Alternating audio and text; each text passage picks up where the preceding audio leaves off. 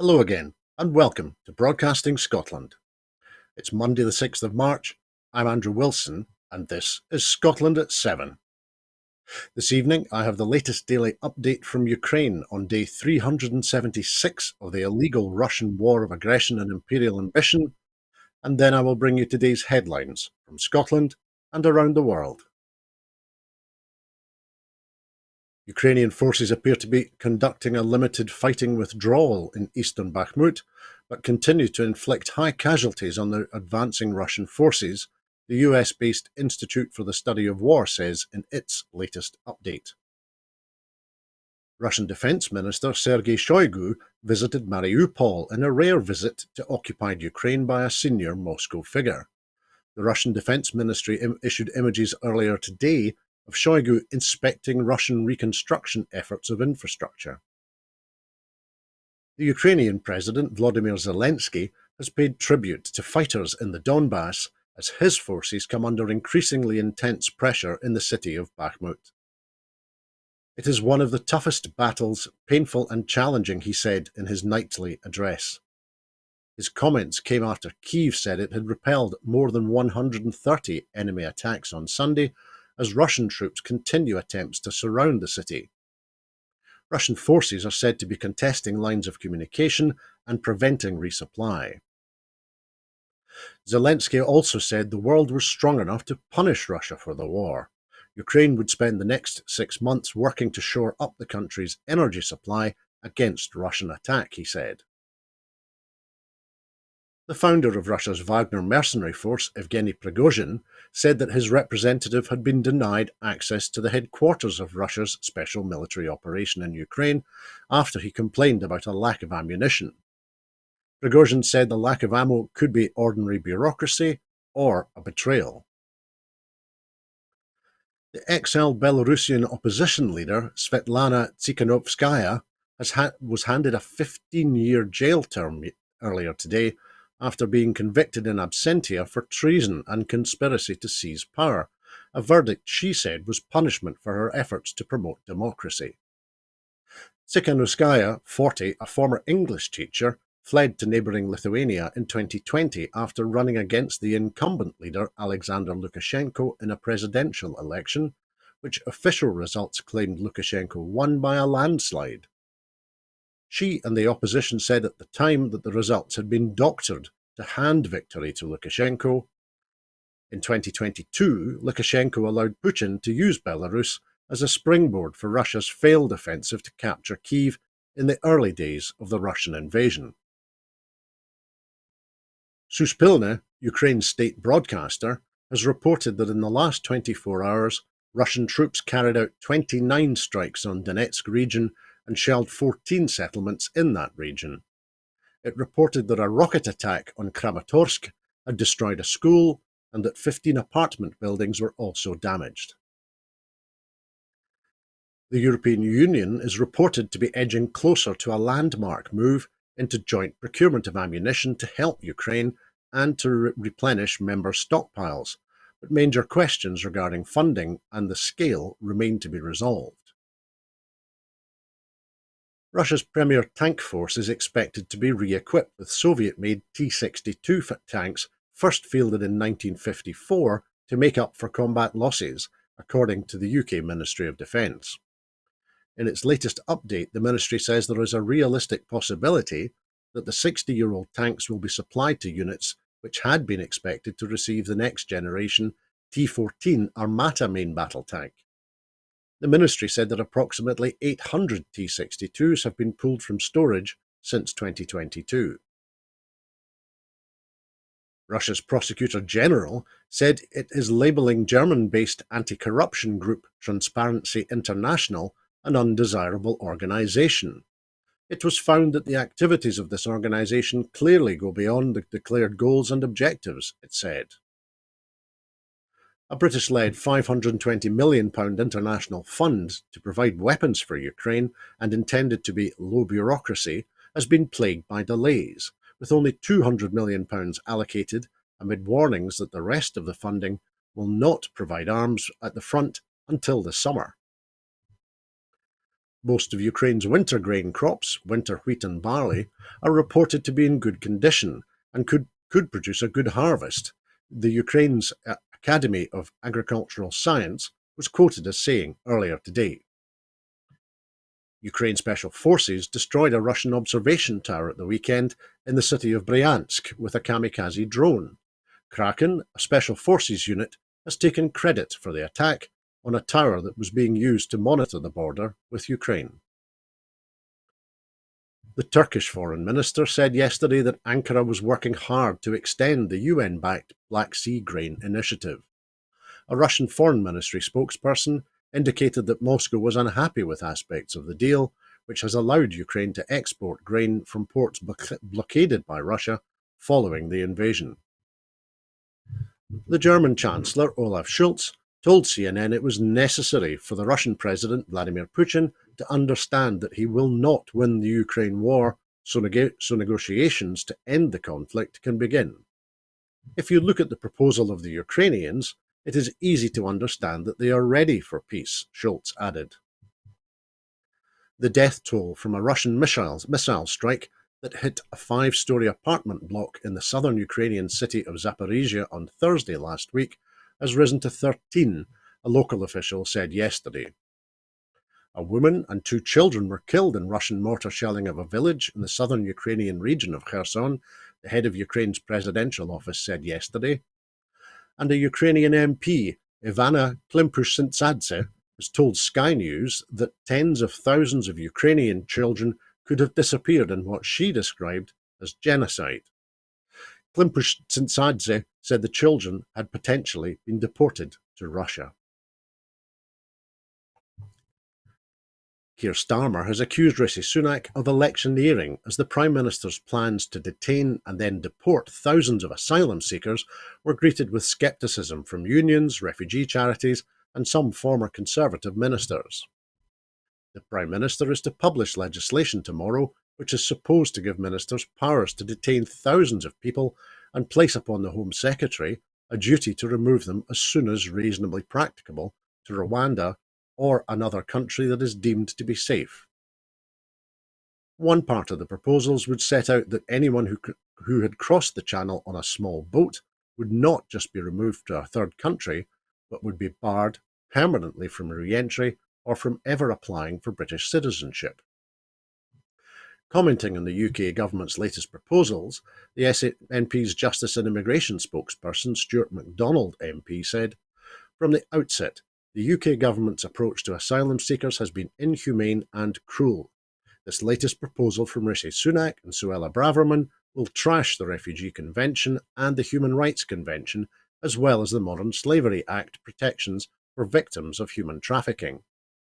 The UK government must realise their plans will achieve nothing except extra pain and misery to families fleeing war-torn countries or places where they face persecution.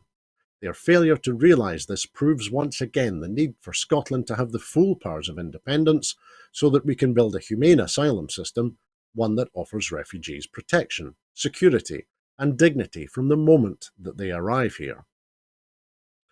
The Scottish Greens Human Rights and Justice spokesperson Maggie Chapman MSP said the Home Office's latest proposals amount to a full-scale attack on the rights of refugees and would criminalise some of the most vulnerable communities in the world simply for seeking refuge. Asylum is one of the most fundamental human rights we have. Many of the people who this racist policy will impact have escaped from war, torture and persecution. The policy itself is immoral as it is unworkable, and any attempts to implement it would make life even harder for tens of thousands of people who have been forced to seek sanctuary. "We didn't get here overnight," she continued. "It took years of repressive, authoritarian and racist Home Office policies from successive Conservative and Labour governments. They can see the damage that they are inflicting and they know the catastrophic impact it will have for people. But the racism and the cruelty are the point. It is a transparent attempt to scapegoat, demonise and ultimately distract from the numerous failures of this disastrous government." Downing Street has declined to give a timescale for Sunak's pledge to stop small boats, acknowledging that there will be legal challenges. Boris Johnson has been accused of having discredited the honours system after it was reported that his long-delayed resignation list includes a knighthood nomination for his father Stanley. According to The Times, which cited no source for the information, Stanley Johnson is among up to 100 names put forward for honours by the former Prime Minister, who left office in September. A spokesperson for Johnson told the paper, "We don't comment on honours." Keir Starmer said the idea of Stanley Johnson being knighted was ridiculous. The Labour leader told LBC Radio, "It's classic of a man like Boris Johnson. I think the public will just think this is absolutely outrageous. The idea of an ex-Prime Minister bestowing honours on his dad? For services to what?" On the specifics of who might be nominated, he said, "The detail is still being worked through, and obviously any names will be published in the normal way." The list is going through Cabinet Office vetting amid numerous reports about concern among officials and in Downing Street over its length and the names of some of those included. According to other reports, among those in line for peerages are the former Culture Secretary Nadine Dorries and the former editor of the Daily Mail, Paul Dacre. Other reports have said that peerages could also go to Ross Kempsell, who formerly worked for Rupert Murdoch's Talk TV station as political editor and was then in Conservative Central Office, and to Charlotte Owen, one of the ex-Prime Minister's former assistants, who's understood to be in her late 20s. As well as putting his brother Joe into the House of Lords, Johnson has also, of course, done this for two close friends, the former Conservative MP Zac Goldsmith and the newspaper proprietor Evgeny Lebedev. The Scottish Greens constitutional spokesperson Ross Greer MSP said, "These reports are beyond parody. There's cronyism, and then there's whatever this sad joke is." The only person who can conceivably believe that Stanley Johnson deserves an honour in his dishonest and incompetent Tory court jester of a son. It's the sort of thing that would be dropped from the thick of it for not being believable. It would display a stunning level of arrogance and would be the most inappropriate honour since Caligula tried to appoint his horse to the Roman Senate. In a crowded field, Boris Johnson is already one of the most disgraced people to enter Downing Street. This kind of sleaze and scandal, which would seem outrageous and hard to believe about anyone else, is normal for him. Reported to be keeping Stanley Johnson company on this laundry list of the not very great and certainly not good is the current Scottish Secretary, Alister Jack. The Scottish Secretary stood firm with Johnson over multiple scandals, even during the final hours of his tenure, defending pandemic partying and sticking by him amid a wave of resignations. His loyalty will seemingly be rewarded, with Jack reportedly being lined up for a peerage alongside Nadine Dorries. Commenting, the SNP's Cabinet Office spokesperson Kirsty Blackman MP said, "If Alister Jack is so desperate to scamper off to a lifetime seat in the Lords, he should resign immediately and force a by-election to give the people of Dumfries and Galloway the chance to elect an MP who respects democracy and opposes the undemocratic House of Lords." Baron Jack will be kept company in the Lords by other election dodgers and democracy deniers. He'll have a good time raking in upwards of £300 a day at the taxpayer's expense. She went on, "Though it makes sense to place him in the Lords, given that as a Scotland Secretary he has experience of being part of an archaic institution not needed or fit for purpose in the 21st century, the people of Scotland are seeing their democracy denied and the cost of living soaring because of folk like Jack and his corrupt Tory party. We should be free of them and the undemocratic House of Lords with the full powers of independence."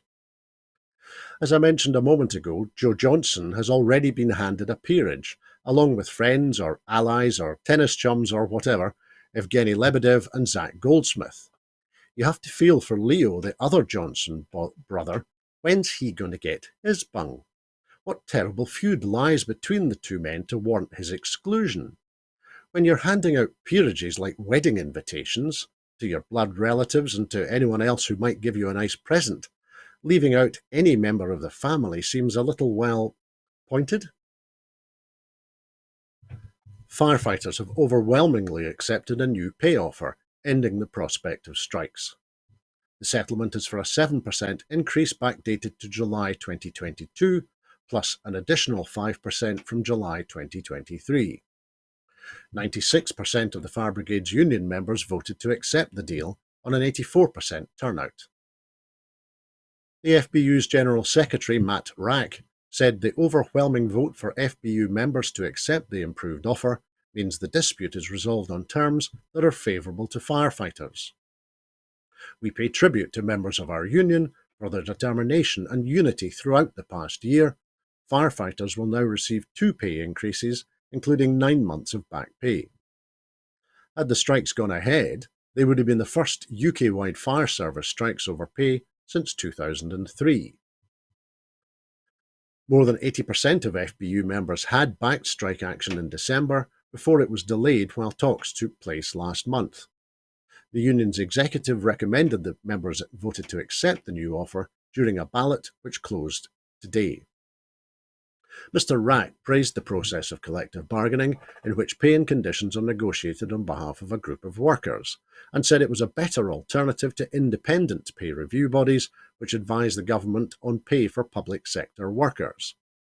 He said, "We moved our employers from 2% in June last year to 5% in November, and now to 7% plus 5%, with an agreement to immediate talks on other areas where we have concerns over pay," he said.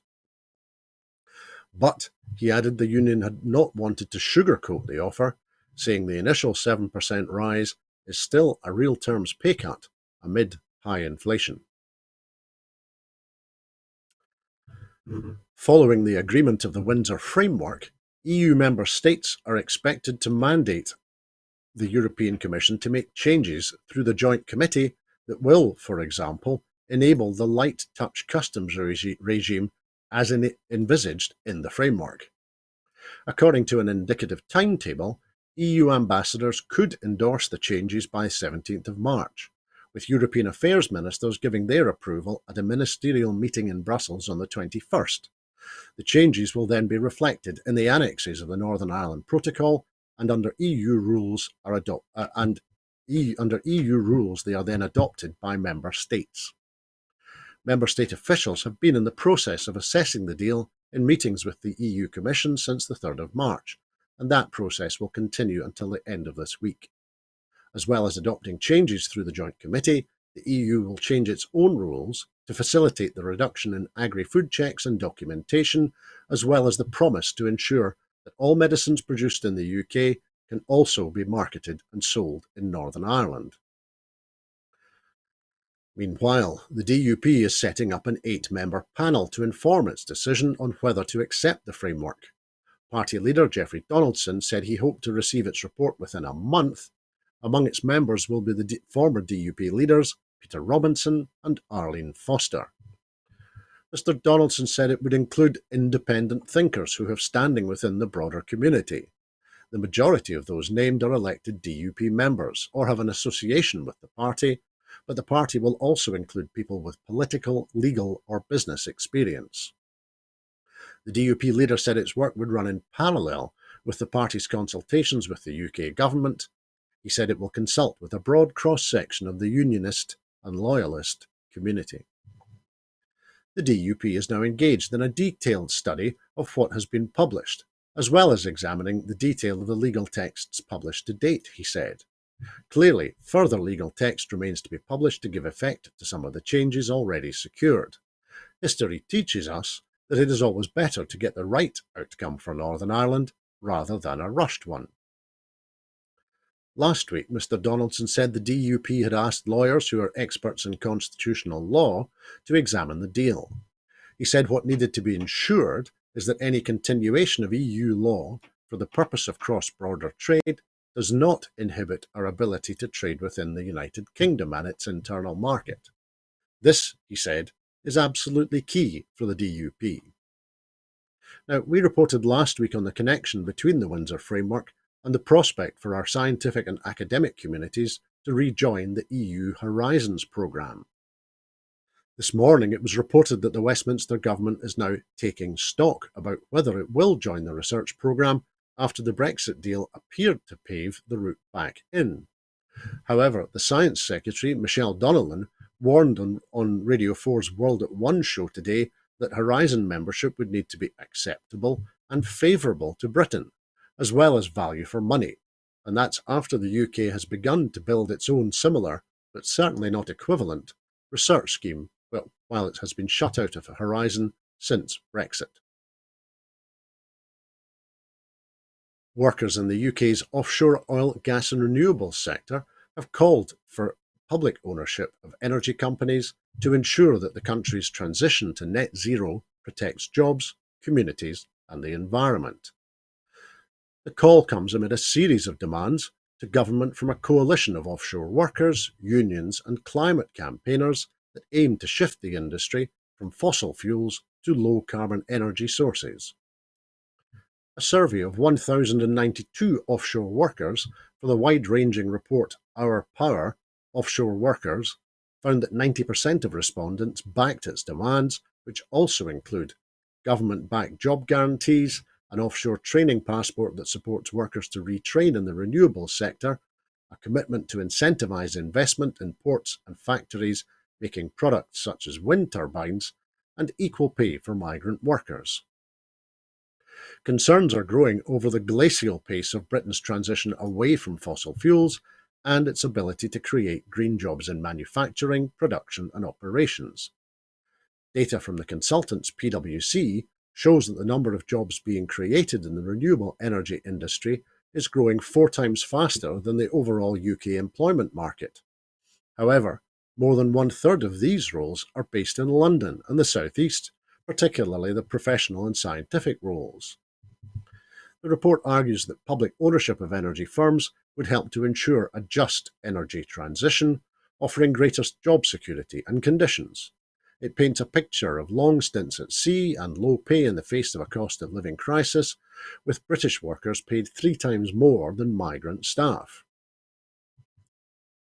The workers' demands have been backed by the unions RMT, Unite Scotland and Unison Scotland, and the climate groups Platform, Uplift and Friends of the Earth Scotland. They also call for a windfall tax to be made permanent, strengthened grievance processes and a sovereign wealth fund.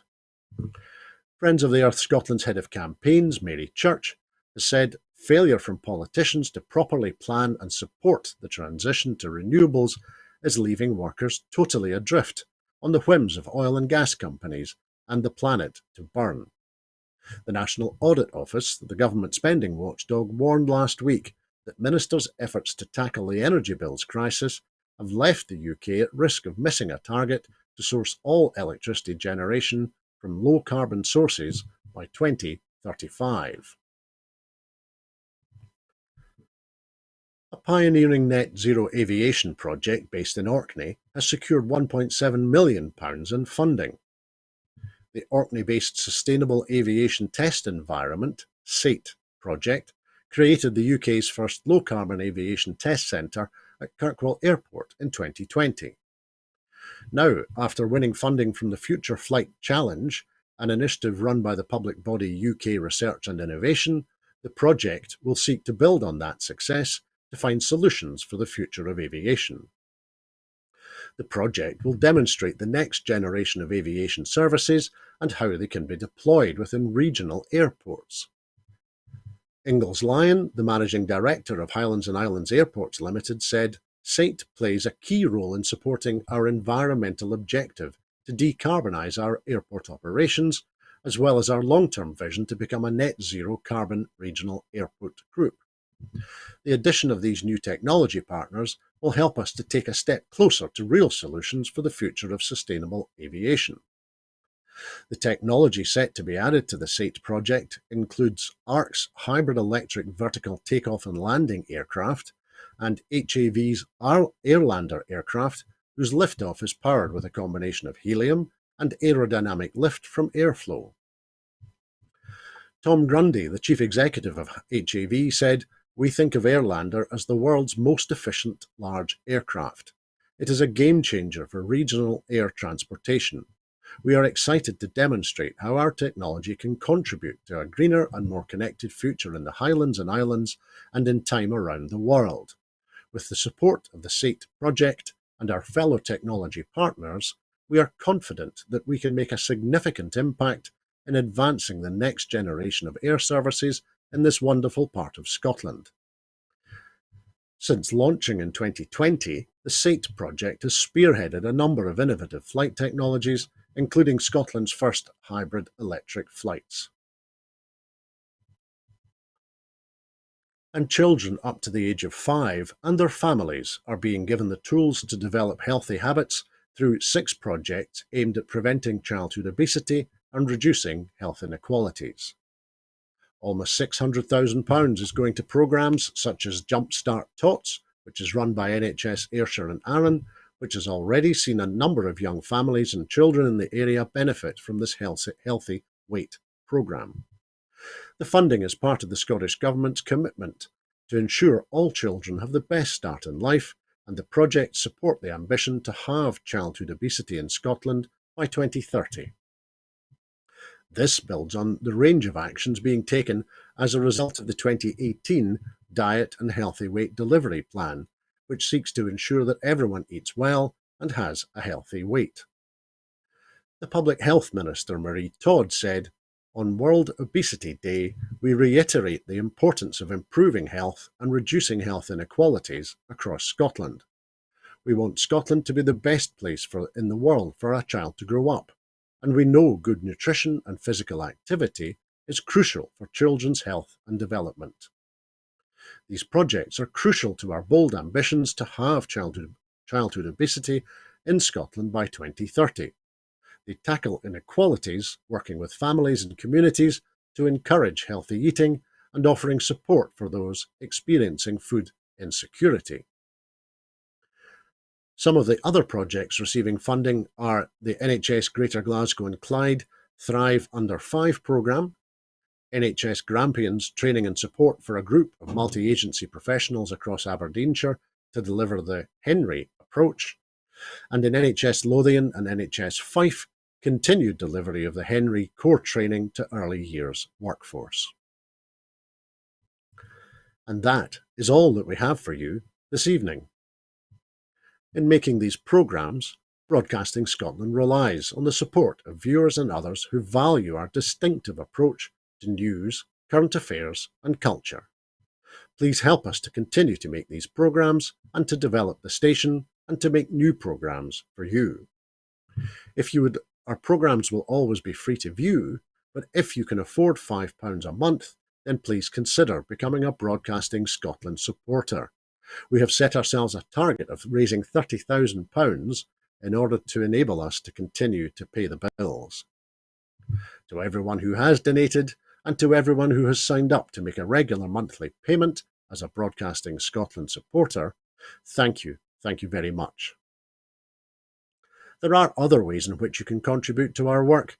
If you would like to volunteer to work with Broadcasting Scotland, either behind the scenes or in front of the cameras, or in any other way that helps our work and promotes the station, then please visit our website at www.broadcastingscotland.scot and send us a message there.